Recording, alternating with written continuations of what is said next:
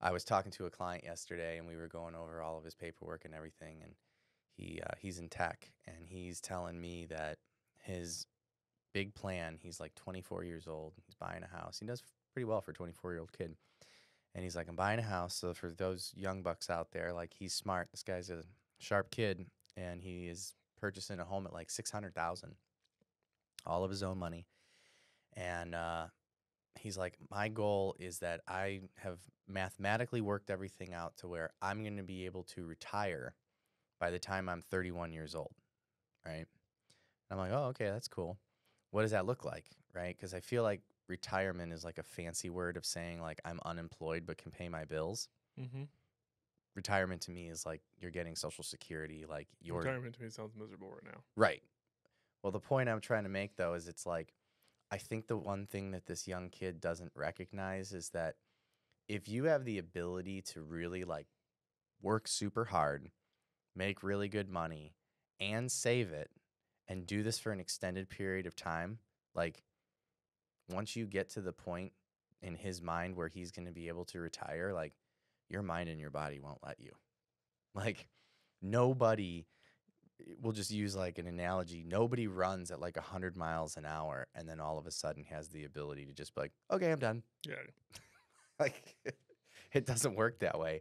And I'm not saying that, at 31, he's going to continue to like run at 100 miles an hour, but it's like, dude, you're not going to just like, because I asked him, I'm like, what does that look like? He's like, I just want to be able to chill, man. And it's like, I don't have a lot of hobbies or anything like that. So, I just don't want to have to like work so hard and like do things I don't want to. Just wake up in the morning and do whatever I want to do. And I'm like, sure you will. I'm just trying to picture what life would look like that. Well, I think that if you live a life like that, at a young age, and by young, I mean like as an adult. My age. No, I'm even saying like 20, Okay. 21. Like if that's the life you're living and you never get to the point where you're working a lot and making money and saving money, then like you could slowly live that life forever because that's like all you know. But like I'll relate it to like again the physical fitness. Like nobody gets in the gym and like works out consistently for years, right? I mean, you're an athlete, way more athletic in regards to like, you know, sports. I mean, sure, I throw weights around in the gym, but like I'm not a fucking golfer or baseball player or basketball. I suck at all that stuff. So, correct me if I'm wrong, but like nobody can train in the gym and play anything athletically for an extended period of time and then just be like, I'm done and never play again. Mentally, no. Right. Like I know you're kind of giving up on the pro golf dream for now. No, golf, pro golf dream Pro golf done. for now.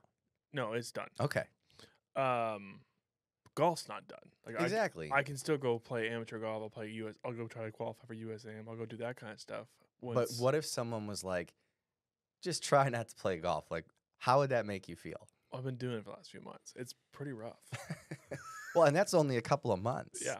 Right. So like envision being like, I'm retired from golfing forever. Like I'm never going to pick up a golf club again for the rest of my life. Like how do you just turn that off after doing it for, I mean, you said you started like being very serious about golf in like your teens. Mm-hmm. So call it like 10, 12 years. Yeah, especially when I was spending 9 hours a day just getting after it all day. Right. Practicing in the range. Mine was only golf, and then just turning it off. Yeah. Yeah. Well, so Matt Kirschling, Gold Star Mortgage.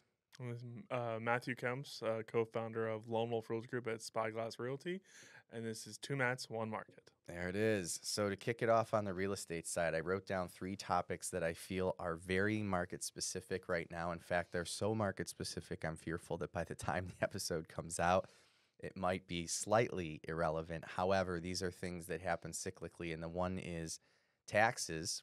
We're approaching the end of the year here, and no matter where you live, some municipality is going to be looking for property taxes. And we run into this, and we ran into it quite a bit in 2020 and 2021, where we were seeing increases in taxes. And so what ended up happening a few years ago is normally at the end of the year, we're going to collect 12 months worth of taxes. And we always collect an additional 2 month, what I like to call like a buffer.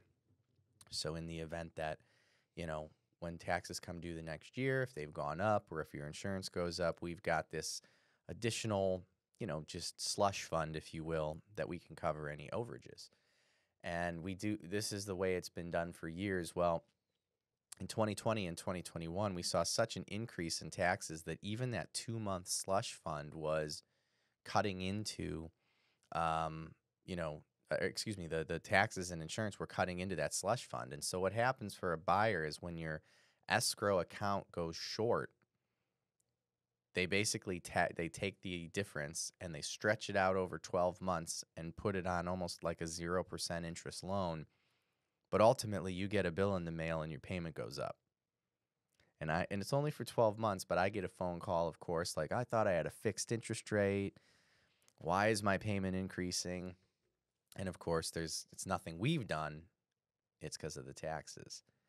And so toward the end of the year, what we've done, because 2020 and 2021, we saw these increases. This year, we're seeing a lot of companies, mine is one of them, where instead of holding 12 months, we're holding 14 months plus the additional 2 months for the buffer. So 16 months total, which is drastically increasing the cash to close for buyers. And now don't get me wrong, once the taxes are paid, as long as the bill hasn't gone up, you as a buyer are going to get a check back for those 2 months worth of taxes. And they're coming back pretty quick because they're coming from the lender. They aren't these refunds from the county. And can we also, before we go further, I've already had a few clients call me for the scenarios just like this. Mm-hmm. You don't have to put it out over 12 months. You could just pay it up front, correct? Well, that's what they're doing. I mean, they're paying it up front at the closing. You don't have to put it into your escrow scenario. So, I mean, the short answer is yes. Because the ones that I'm seeing, the docs I'm basically seeing. Oh, these are for people who purchased and then the following year hits? Yes. Oh, yeah, we can talk about that, but I've got an opinion on that. Go ahead. Okay, so it's just, let me hear your opinion first. Well, I think we should explain. So you're coming in now. So we've covered the person who's purchasing. He's got to bring extra money to closing. Yep. And we're basically telling him, and this is tough for me, it's like, trust me, when the bill comes out, as long as it's, as long as it's the amount we think it might be, because Travis County's tax bills haven't come out, you're going to get a check back for the difference. And of course, lenders, we're the boogeyman. We're just trying to take your money. That's how it feels. Sometimes our buyers think. And it's like, no, you have to understand. And we explain it. And there's this back and forth. So flash forward to your situation. Now you've bought the home. The tax bill comes out next year. And your escrow account is short, right? And so you get a bill in the mail. Let's just say you thought your payment for the first year was $3,000 a month. Now you get a bill in the mail, and all of a sudden it says $3,150. Mm-hmm. Like, what the heck? How did my payment go up $150 a month? You call your lender. They're like, well, we didn't collect enough for the taxes. And, of course, that's our fault, right? Because if we collect too much, you're mad. And if we don't collect enough, you're mad. But we don't have anything to do with taxes and insurance as far as what it costs. But now we've taken this shortage and we've stretched it out over 12 months. And what you're asking is, well, you can pay that up front right then and there, and basically say to the lender, hey, I see what you're saying. You see what you collected. Like, no one's getting one over on me because we're not. It's like, this is what the county's charging. You could pay that right then and there, and your payment automatically drops to what it was before. But it's 0%, so why not? That's how I look at it. And so, we had a mutual client that this happened to, that I had a really long conversation, and at the end of it all, he was just kind of like, well, that's not fair. And it's like, well, it is fair, but, I think he really... The voice. Yeah. Well, it's how I feel when people do this. It's like, here's the math, man. Like, my analogy to this is, you're at the grocery store, right? The cashier, it rings up all of your groceries. She says, the bill's $150. Yep. You pay the $150 bill. You get into the parking lot. You're not even at your car yet, and the cashier runs up and goes, excuse me, sir, that 4-pack of Delmonico's, I forgot to ring it up. Can you please come back into the store? I'm going to need to ring those up. That's going to be $40. And you're going to say, oh no, it's too late. Too late. These are my Delmonicos. Like, no one ripped you off. No one's overcharging you for these steaks. Like, the cost of the steaks are $40. It didn't get wrung out at the counter. There's no like gotcha moment here. I stole it, but you didn't know it. Right. And that's kind of like what I feel like it is with taxes and insurance, where it's like, look, these are charges that have to be paid, and we do our very best to collect what we think. And again, if we overshoot, we have buyers that are like, oh, why are you collecting so much? And again, you're going to get refunded when the bill comes. Or if we undercollect, as soon as, you know, the escrows are short, there's that grocery store moment where they are kind of like, well, I think you should pay for these, or give me. It's like, what are you talking about? Like, this is your cost. Like, this was the cost of the goods that were at the grocery store, and just because like you made it to your car and we didn't realize it until now, like, we're not just gonna give these to you. Like, I'm gonna go scan this and you're gonna pay for it. Like, this is the cost of the good. So that's the tax hold. But to your point, like, yeah, once we find that out, I think it's kind of generous that the lender is like, hey, we're not gonna force you to pay this up front. Because some of these bills are like $2,000.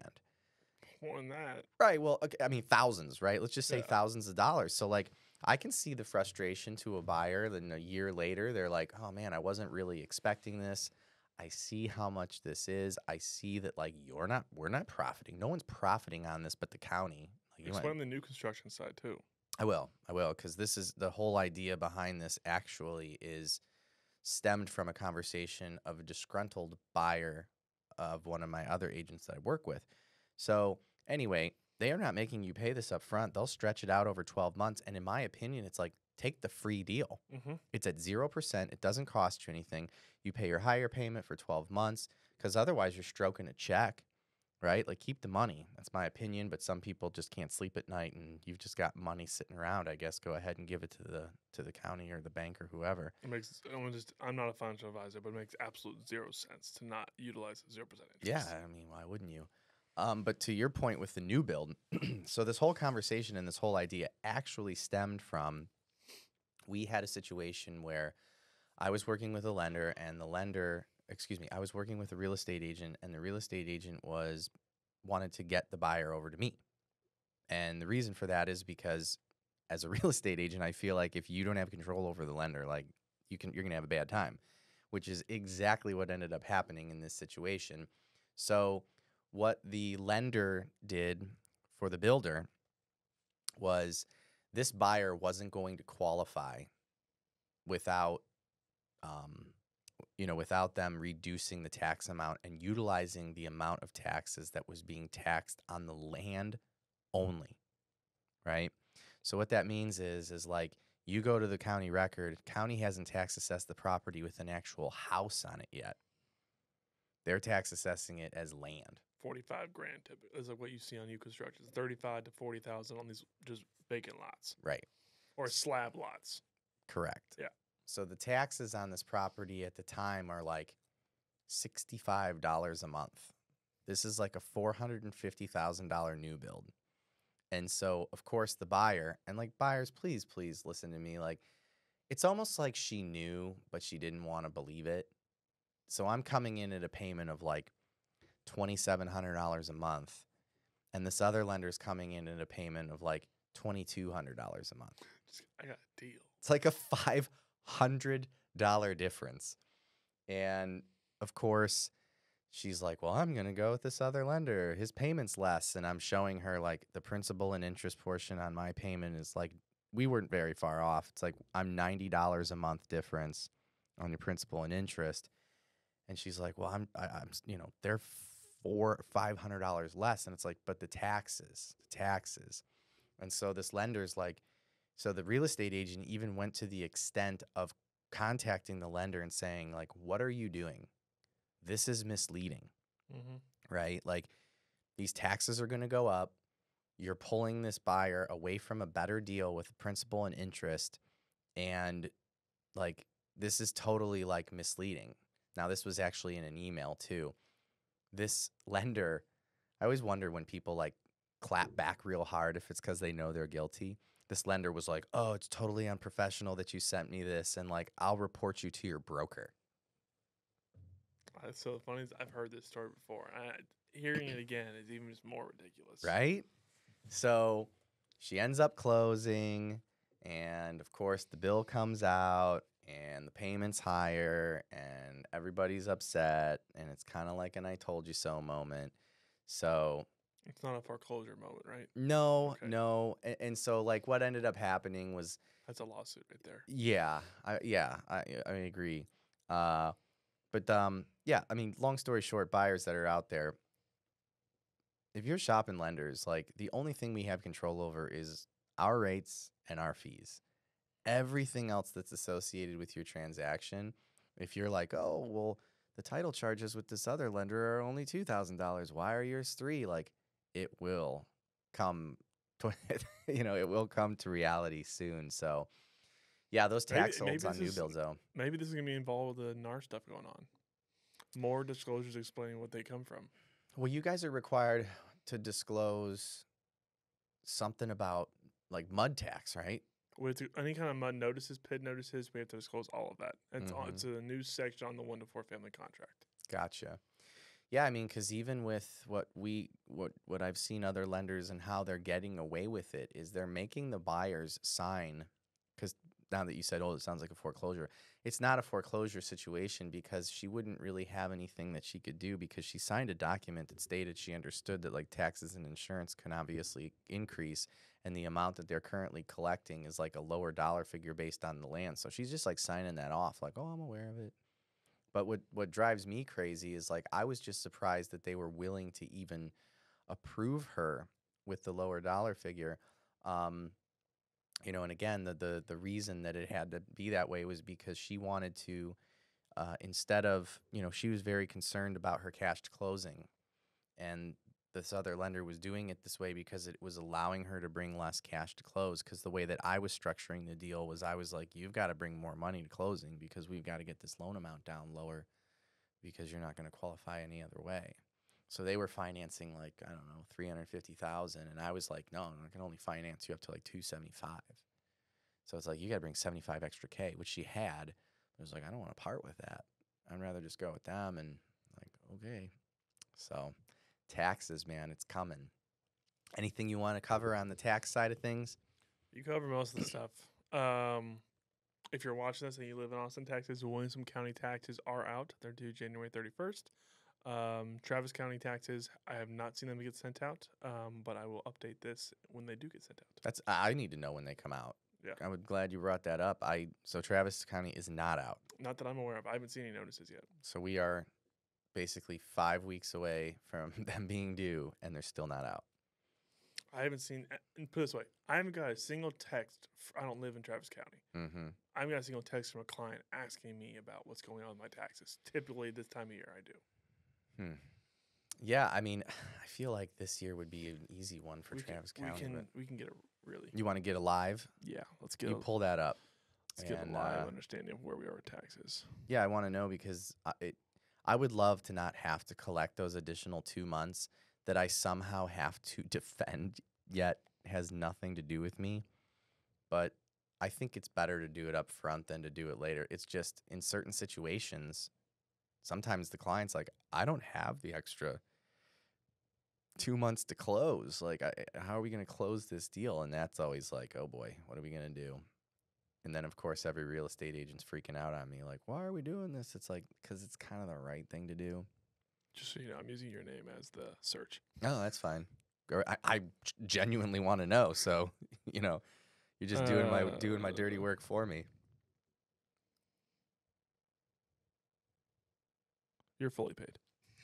Okay. But the bill's out, right? And it's been paid. Apparently, yeah.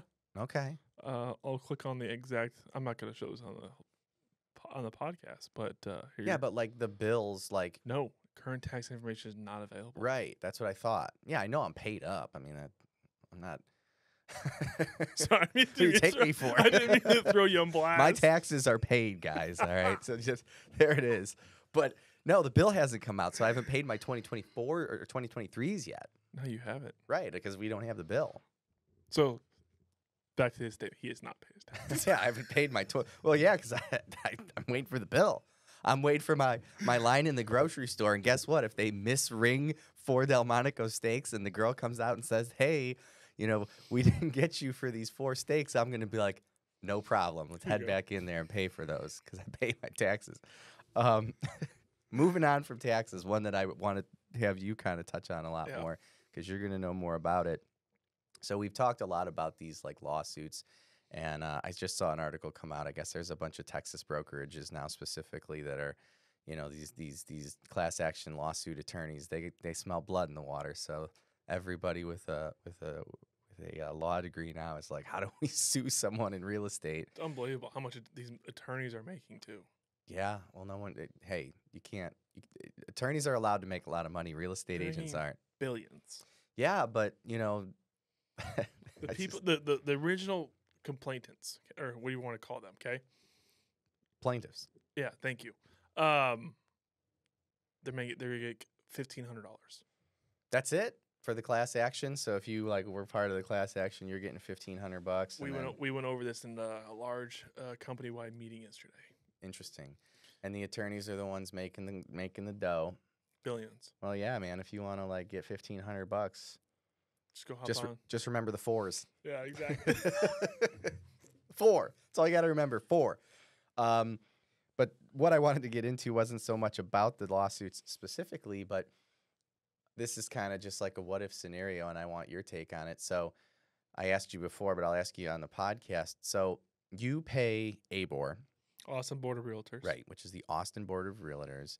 And then obviously these brokerages, I mean, they make money by taking a portion of commissions and everything along those lines. Depending on your split based off production. Right.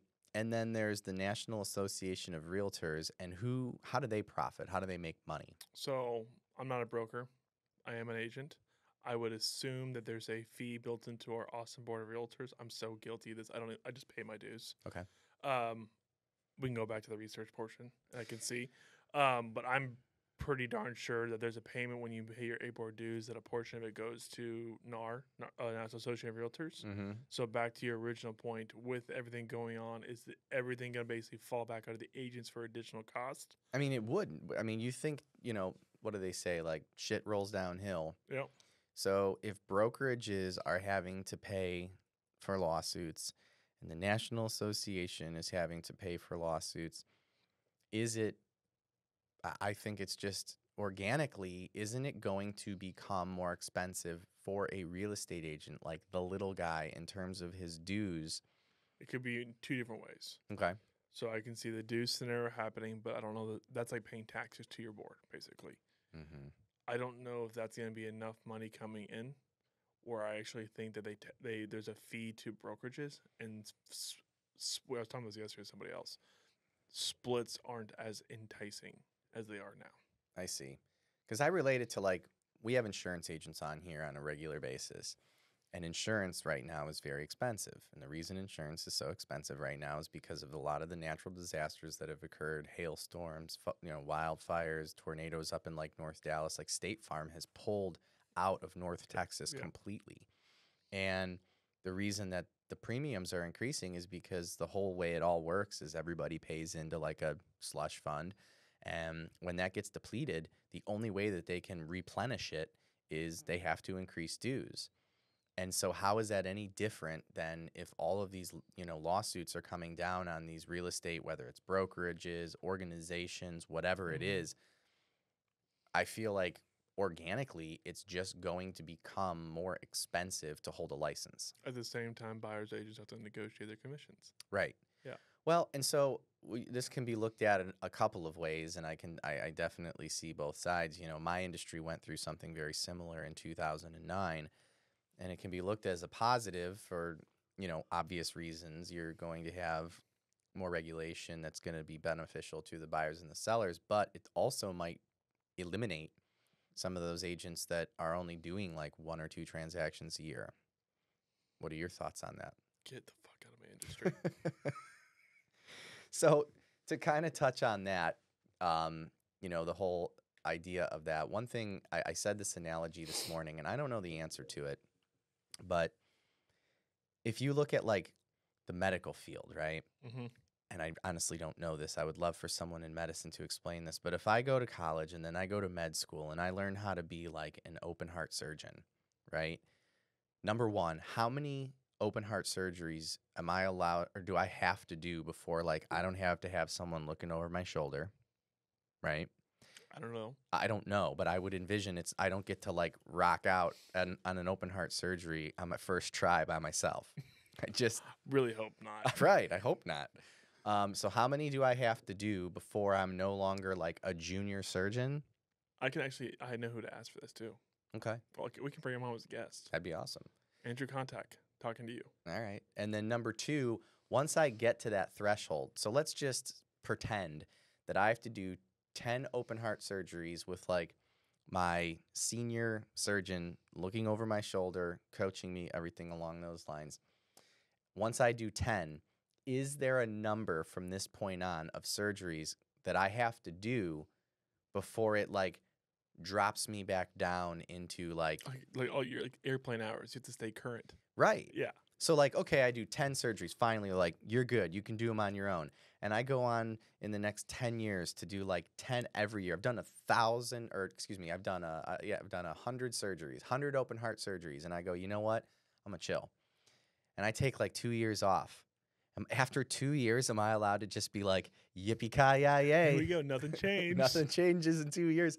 So the point I'm trying to make is like, you kind of made mention of these agents that might be doing like 1 or 2 transactions or whatever. And you're like, gosh, get out of my industry, so on and so forth. And I totally understand why real estate agents would feel that way. But what about the like, isn't it good for the clients? Like if you're, and what's the number, right? Like in my mind, it's like, if I you're, might know the number you're about to ask. So let me see what it is. well, okay, I'll ask you and then I'll give you mine. How many transactions a year?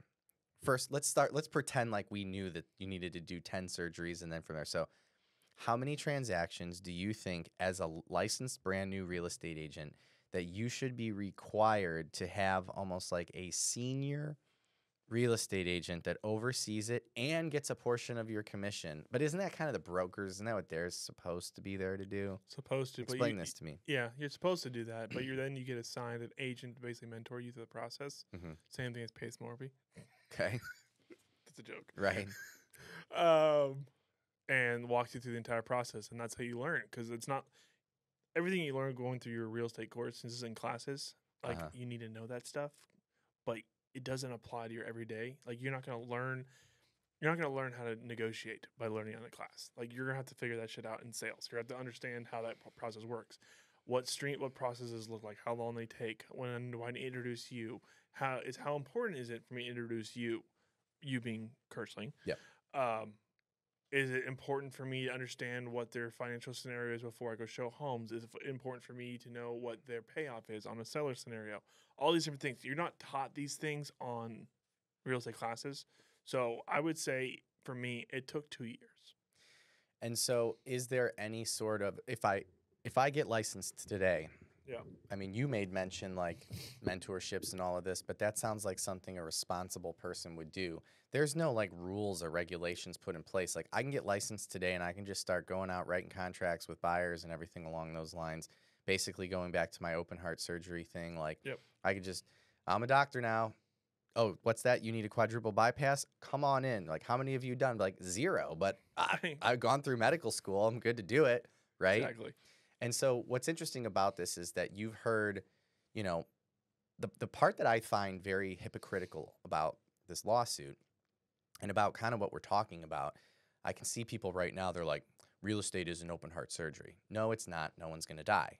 But it depends on how much is going on. right? But these lawsuits have made it very apparent that real estate agents' jobs are actually way more important and serious than anyone has ever considered. Because if you can go into a court of law and sue for those types of damages, then like this is a way more serious job than I think people are. You know, it's like in one token you've got the plaintiff's lawyer saying like, oh, they open doors, they do this, and then they get paid so much money. But then on the other end of the spectrum, they're like, oh, there's all this misrepresentation and all of these things that they should have done. It's like, well, which is it? Are these guys like negotiating legally binding contracts that Yep. should be taken super serious, or are they just opening doors and making too much money? Mm-hmm. And I think, to be honest, both are true depending on the agent. 100% definitely true. So I feel like one of the things that so to circle back on, do we think that dues are going to increase and you're like, get these people out of my business? So like, yeah, for the agents that are doing a lot of business, I'm sure for them, they're like, increase the dues. I would love to get rid of the guy who's doing, 2 transactions a year. But because I just heard a statistic that only 5% of real estate agents in the country right now are doing more than 1 transaction a month. 5%. So 95% of real estate agents are doing less than 1 transaction a month. Okay, I'm going to add on to that. The scary part that Goldman Sachs came out with, this year we're expected 4.5 million transactions to the United States. Mhm. Next year we're expected 3.8. It's the lowest since the 1960s. Right. We talked about that. Yeah. Well, and so we'll go back to the number. If you were making the rules and I said, we're going to treat this a lot more seriously because apparently there's a lot more at stake since there's all of these lawsuits. And, because if you can get sued over something, then like it should be taken way more seriously, right? Completely. So how many transactions do you think an individual should be required to do a year to maintain a level of, license? Going back to my heart surgery analogy. So it's going to be, it's hard to do on the transactions. I think volume should be in the number. So I can close one $5 million transaction. I'm good to go? That's too low. Okay. I mean, I feel like the way that you're going to learn. Let's just say, for example, okay, I'm going to just have to throw them under the bus. Let's say you're the mom living in Spanish Coast or Westlake, and you have all your friends, okay? Mm-hmm. And the real estate in that area is going to be higher price point than everywhere else. Mm-hmm. So you can close 3 transactions in that area to equivalent up to $9 million. Mm-hmm. When I'm going to have to go do 27 transactions to equivalent the same thing in Williamson County. Yeah. Okay, so same idea. Well, then the kickback I always get is, well, Matt, why are you working those 27 transactions? Why don't you just go work here? Mm-hmm. Okay, well, it costs a lot more for me to live there, and the amount of competition I have with that is a lot higher. Why not get much as I possibly can? And you can refer to me as the expert because I've had all these different transactions. Yes, being in luxury is more lucrative. It provides a lot more opportunities. I would like to do more luxury deals as possible, but the agents who get involved in those, and you find out, back to the lawsuit standpoint, right? They're not. They just don't. And they don't. And it's not every single one of them. I've worked with some really great agents who've done in luxury because they focus on luxury, and that's what they do, and that's what they're going to be the top producers inside the city of Austin. But when it's the Aunt Karen helping out John and Susie go buy a home, and they're relocating from California, but Aunt's already lived out here for a year or so, but she's stay at home, does her thing, but has her license and does the whole transaction for her, that is fucking terrifying. Right, but so I love this because I just came up with an idea literally on the fly. Okay. So I talked about, I'm not saying we can't give that individual a license. I'm saying that Aunt Karen, she should have a lower level of license and be required to either what I was thinking, the surgeon thing, everything you do has to be followed and involved, and therefore that person is going to take a larger portion of your commission because they're basically double checking all of your work. You're gonna have to disclose that. Yeah, Okay. 100%. So here's the fight back on where agents are gonna get pissed, which I love this because it's not gonna apply to anyone who actually takes their job serious in the real estate side. Right. They're going to have to disclose that they're going to have a minion following them around to the entire thing, that they're on a lower grade license. Yep. How are you going to get any deals? Yeah, I mean, because at the end of the day, you've either created a strong enough relationship with that client that they don't care that you only – because I have a number in my head. I don't think you can do it based on volume. But hang on, the thing I thought about on the fly is why not – we talked about insurance. Yeah. So it's like, well, what are you going to do with that additional money? Who's going to get it? Is it the minion? Is it this? Is it that? Why not create almost like a slush fund insurance policy that is paid into by the commissions of the individuals that don't do the enough. What's E&O for?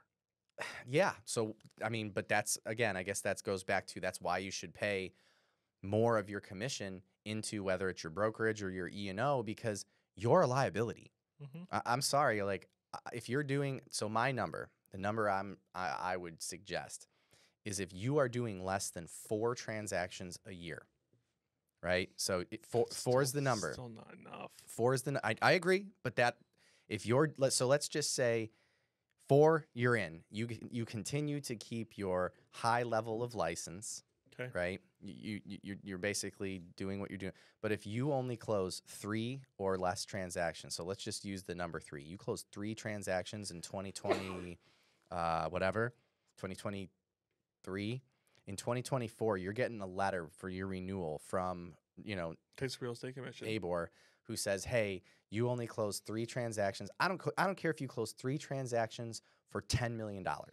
Doesn't matter, right?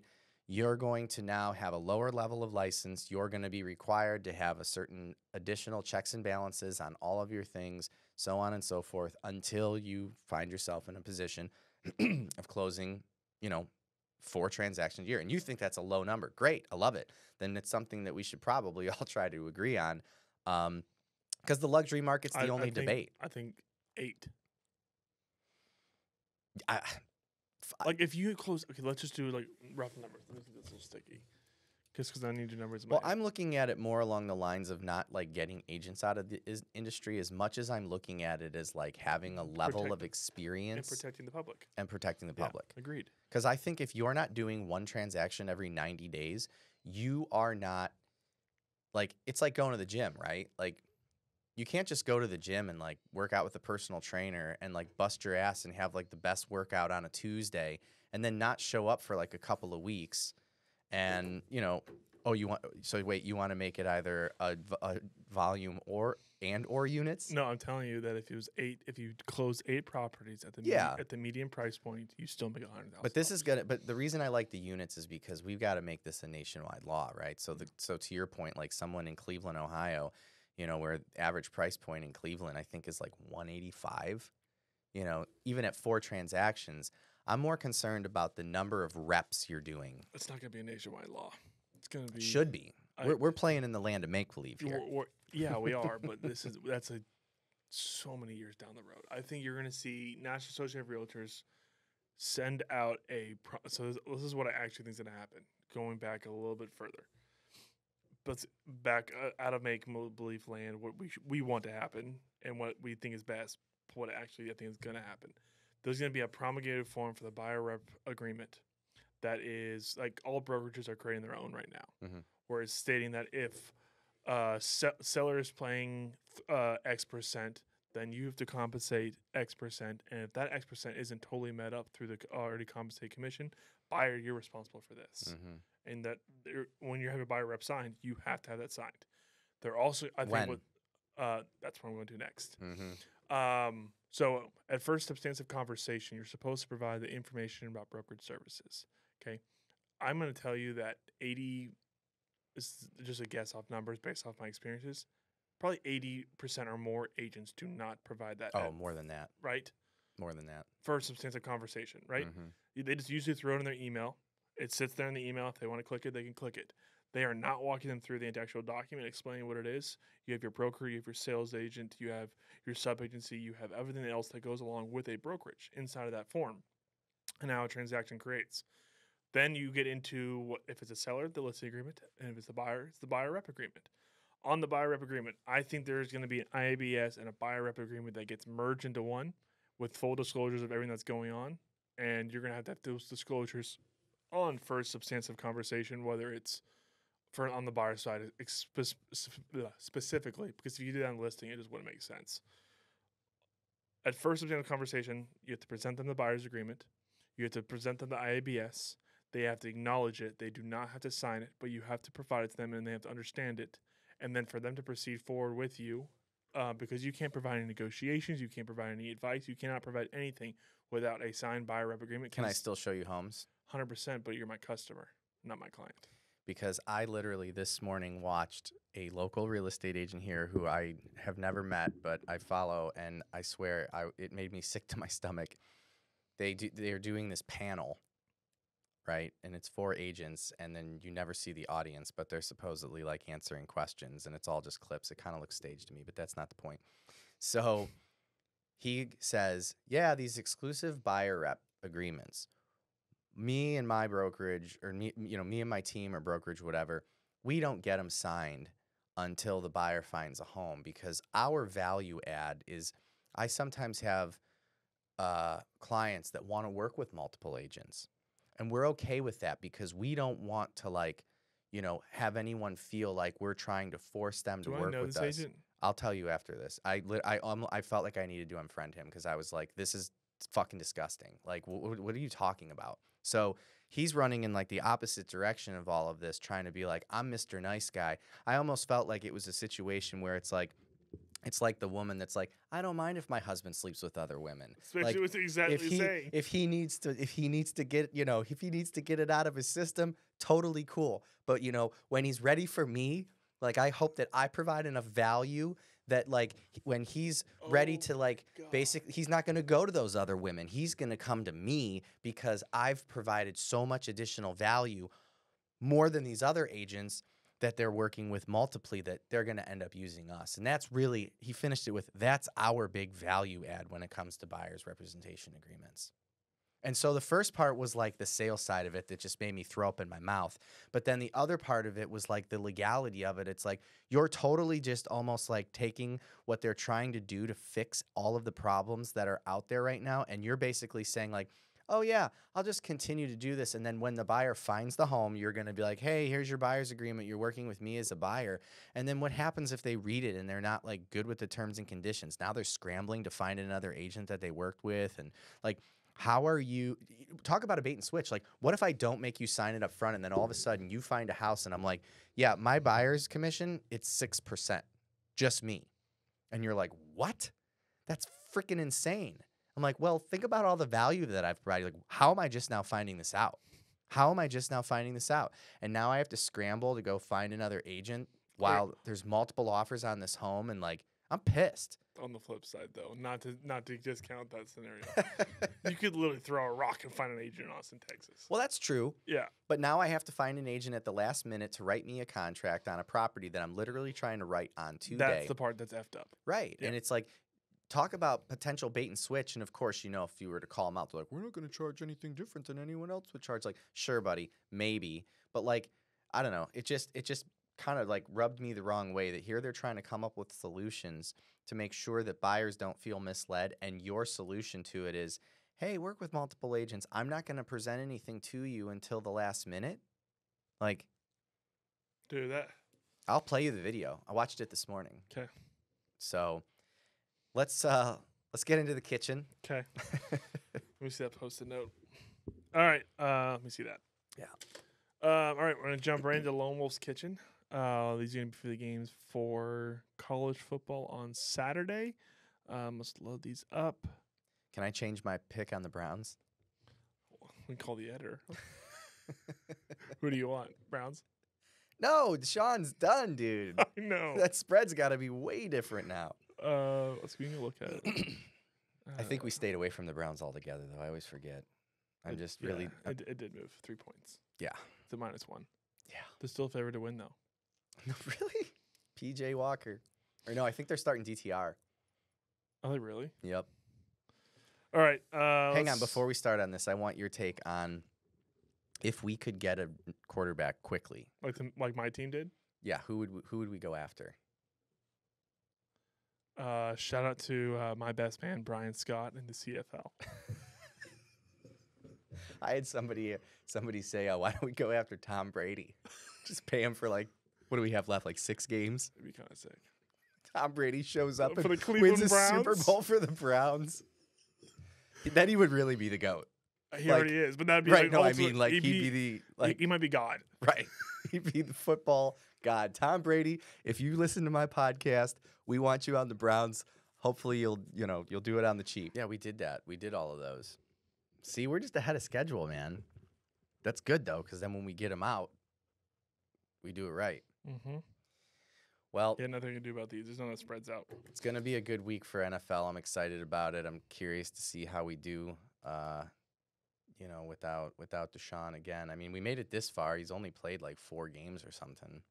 Let me see what happens week 12. I can do week 12 football. Okay. All right, so let's go with Lone Wolf's Kitchen. We're going to do some NFL games just today. Let's hop in a great one I like. Let's go Green Bay versus Detroit. Line opened at Green Bay +4. It's now Green Bay +7.5 against the Lions. I mean, the Lions are looking good lately. 7.5 is a lot. I'll still go Lions. Yeah, I'm on the same train. They're too good. That 7.5, that was a little scary. How exciting for Detroit, man. Seriously, though. They've sucked for so long. I feel like, they're like, that's how I feel as a Browns fan.